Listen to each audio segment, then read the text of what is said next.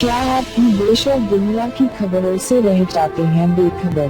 तो सब्सक्राइब कर लीजिए हमारे HT न्यूज चैनल को और बेल आइकॉन को दबाना मत भूलिएगा। Yakutpura assembly constituency Yakutpura station के बाद जो मुर्गी नाला है, वो मुर्गी नाले के लिए यहाँ पर हमने पिछले साल पूरा साफ़ सफाई कराया था, जिसकी तरफ से अल्हम्दुलिल्लाह बारिश के टाइम पे यहाँ पे कोई भी जो पीछे के बस्तियाँ हैं वहाँ पे ओवरफ्लो नहीं हुआ। इस साल भी हम न सिर्फ पूरा डिसिल्टिंग करा रहे हैं, बल्कि मुर्गी नाले का एक पेंडिंग रिटर्निंग वाल का काम था। कमिश्नर GHMC को हम विज़िट करा के जब बताया, उसके बाद GHMC कमिश्नर ने इमीडिएट इंस्ट्रक्शन देते ये वाल का काम चालू हुआ। 30 मीटर रिटर्निंग वाल अभी चल रही है, 22 मीटर, उसके बाद में उसके बाजू बन जाएंगे, क्योंकि एक साथ पूरा नहीं बना सकते, इसके लिए 30 मीटर इंशाल्लाह ये 30 मीटर एक हफ्ते में कंप्लीट हो जाएंगे। उसके बाद में बाकी 22 मीटर भी काम कंप्लीट हो जाएगा।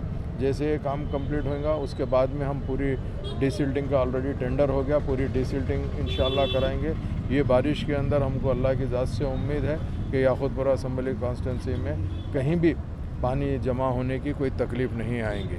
नक़ीब मिल्लत बैरिस्टर असदुद्दीन ओवैसी साहब की ख़ास सदारत के अंदर, हबीब मिल्लत जनाब अकबरुद्दीन ओवैसी साहब की क़यादत के अंदर हमने न सिर्फ हर दिन जो भी काम हो रहा है वो काम की इंस्पेक्शन कर रहे हैं, और जो काम शुरू होने का है उस काम को शुरू करा रहे हैं।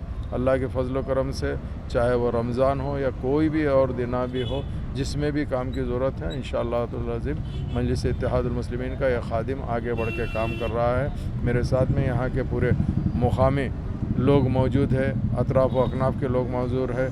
यहाँ के मुकामी सदर उस्मान भाई साहब भी मेरे साथ मौजूद है।